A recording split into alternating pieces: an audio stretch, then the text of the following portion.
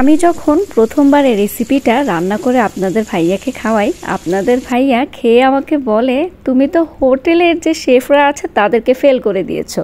হঠাৎ করেই আপনাদের ভাইয়ার একটু ভিন্নধর্মী ইফতার খেতে মন চাইলো। তা আমি ভাবলাম ফ্রিজে যেহেতু ব্রয়লার মুরগি আছেই, আপনাদের ভাইয়াকে ছটপট করে মজাদার একটি রেসিপি বানিয়ে খাওয়াই আজকে। তা আমি দেখতেই পাচ্ছেন এখানে হাড় সহ ব্রয়লার মুরগি কেটে নিয়েছে ছোট ছোট করে। আপনারা চাইলে কিন্তু হাড় ছাড়াও বানাতে পারেন। তো প্রথমেই কিন্তু এখানে আমি দিয়ে দিচ্ছি জলপাইয়ের আচার। আপনাদের বাসায় যদি আমের আচার থাকে আপনারা কিন্তু এখানে আমের আচারটাও ইউজ করতে পারেন। এরপরে দিয়েছি কাশ্মীরি মরিচের গুঁড়া, তার সাথে দিয়ে দিচ্ছি এখানে রাঁধুনির যে তান্দুরি মশলাটা আছে সেটা দিয়েছি। এরপরে দিচ্ছি এখানে সয়া সসটা দিয়ে দিচ্ছি প্রায় 1 টেবিল চামচের মতো। এরপরে আমি বেশ খানিকটা সরিষার তেল দিচ্ছি। এরপরে আমি দিচ্ছি সামান্য পরিমাণ লবণ, যেহেতু সয়া সসের লবণের পরিমাণটা একটু বেশি থাকে সেজন্য এখানে আমি লবণের পরিমাণটা একটু কম দিয়েছি। তারপরে দিয়েছি জিরার গুঁড়া এবং আদা রসুন বাটা। এরপরে দিচ্ছি কালো গোলমরিচের গুঁড়া এবং সামান্য পরিমাণ হলুদের গুঁড়া। আবার সবগুলো উপকরণ দেওয়া হয়ে গেছে। এখন আমি খুব ভালোভাবে মাংস টুকরোগুলোকে মেখে নিচ্ছি। অবশ্যই মনে রাখবেন একটু ধৈর্য ধরে মাখবেন, তাহলে কিন্তু প্রতিটা মাংসের গায়ে কিন্তু মশলাটা সমানভাবে লাগবে। মজার ব্যাপার হচ্ছে এই রেসিপিটা যেদিন বাসায় রান্না করা হয় সেদিন কিন্তু সবার এই রেসিপিটার দিকেই কিন্তু নজর পড়ে থাকে। আপনারা কিন্তু মেহমান আসলেও এই রেসিপিটা খুব ঝটপটভাবে বানিয়ে মেহমানদারি করতে পারেন। তো খুব ভালোভাবে মাংসগুলোকে মেখে নেওয়ার পর এখন আমি প্রায় 1 ঘন্টার মতো রেস্টে রেখে দিব মাংসগুলোকে। এখন আমি একটি প্যানে দিয়ে দিচ্ছি সরিষার তেল। তেলটা গরম হয়ে গেলেই আমি মেখে রাখা মাংসগুলো দিয়ে দিচ্ছি। অবশ্যই মনে রাখবেন এই সময় কিন্তু চুলার আঁচ লো টু মিডিয়াম হিটে রাখতে হবে। মাংসগুলোকে আস্তে আস্তে তেলের মধ্যে দিবেন, নইলে কিন্তু তেল ছিটকে আসার সম্ভাবনা থাকবে। একটি হাতল দিয়ে খুব ভালোভাবে মাংসগুলোকে নেড়েচেড়ে দিচ্ছি। অবশ্যই মনে রাখবেন এই মাংসগুলো যখন রান্না করবেন আপনারা কিন্তু ঢাকনাটা দিবেন না। ঢাকনা ছাড়াই কিন্তু মাংসগুলোকে আজকে আমরা রান্না করব। আপনারা দেখতেই পাচ্ছেন মাংসগুলো থেকে কিন্তু বেশ খানিকটা পানি বের হয়ে এসেছে।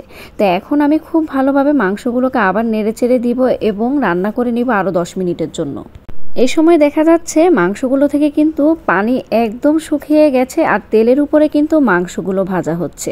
তো দেখেই কিন্তু খুব বেশি লোভনীয় লাগছে, মনে হচ্ছে চুলা থেকে নিয়ে এখনই খেয়ে ফেলি। যাই হোক, রান্না কিন্তু এখনও কমপ্লিট হয়নি, আরও কিছু ইনগ্রেডিয়েন্টস কিন্তু এই রান্নাতে দেয়া হবে। মাংসগুলোর সাথে এখন আমি দিচ্ছি টমেটো কুচি। এখানে কিন্তু আমি পাকা টমেটো নিয়েছি। খুব সুন্দর করে আবার নেড়েচেড়ে দিচ্ছি। আবার নেড়েচেড়ে দেওয়ার পর আমি আরও 5 মিনিটের জন্য অপেক্ষা করব। আপনারা দেখতে পাচ্ছেন টমেটোগুলো কিন্তু 50%-এর মতো সেদ্ধ হয়ে গেছে মাংসের সাথে। তো এখন আমি মাংসগুলোকে আবার খুব ভালোভাবে নেড়েচেড়ে দিচ্ছি। এখন আমি এই ভাজা মাংসগুলোর সাথে দিব পেঁয়াজ কুচি, কাঁচামরিচ কুচি এবং ধনেপাতা কুচি। আপনারা দেখতে পাচ্ছেন পেঁয়াজগুলো কিন্তু আমি বেশ মোটা করে কেটে নিয়েছি আর কাঁচামরিচগুলোকে কিন্তু বেশ কুচি করে কেটে নিয়েছি, যাতে করে কাঁচামরিচের যে ঝালটা আছে সেটা বের হয়ে আসে এবং খেতে খুব বেশি ভালো লাগে। আপনারা যারা এখানে ঝালটা অ্যাভয়েড করতে চান তারা কিন্তু এখানে কাঁচামরিচটা অ্যাভয়েড করতে পারেন। তো এই রেসিপিটা কিন্তু আসলে ঝালঝালি খেতে মজা লাগে।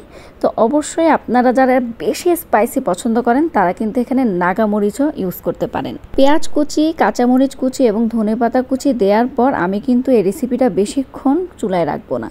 খুব ভালোভাবে নেড়েচেড়ে 2 মিনিট পরে কিন্তু রেসিপিটা আমি চুলা থেকে নামিয়ে ফেলবো। তো তৈরি হয়ে গেল আমার হোটেল স্টাইলের চিকেন চাপ। আপনারা চাইলে কিন্তু হোটেল থেকে কিনে না এনেও কিন্তু বাসায় খুব সুন্দরভাবে তৈরি করে সবাইকে সারপ্রাইজ করে দিতে পারেন, যেমনটা আমি আপনাদের ভাইয়াকে করেছি। আজকের ইফতারিতে অন্যান্য খাবারের সাথে কিন্তু রয়েছে আমার স্পেশাল চিকেন চাপটি। তো দেখতেই পাচ্ছেন কতগুলো খাবার রয়েছে, কিন্তু সবার নজর কিন্তু এই চিকেন চাপের উপরেই রয়েছে। যাই হোক, আমার আজকের রেসিপিটি আপনাদের কেমন লেগেছে অবশ্যই কিন্তু আমাকে কমেন্টস করে জানাবেন। আপনাদের সবাইকে আমার আগামী রেসিপিটি দেখার আমন্ত্রণ রইল। সবাই ভালো থাকবেন, সুস্থ থাকবেন এবং অবশ্যই চিজি শেফকে ভালোবেসে পাশে থাকবেন। আমার এই রেসিপিটি ভালো লাগলে অবশ্যই কিন্তু ভিডিওতে একটি করে লাইক, শেয়ার এবং কমেন্টস করে পাশে থাকবেন। আজকের জন্য আল্লাহ হাফেজ।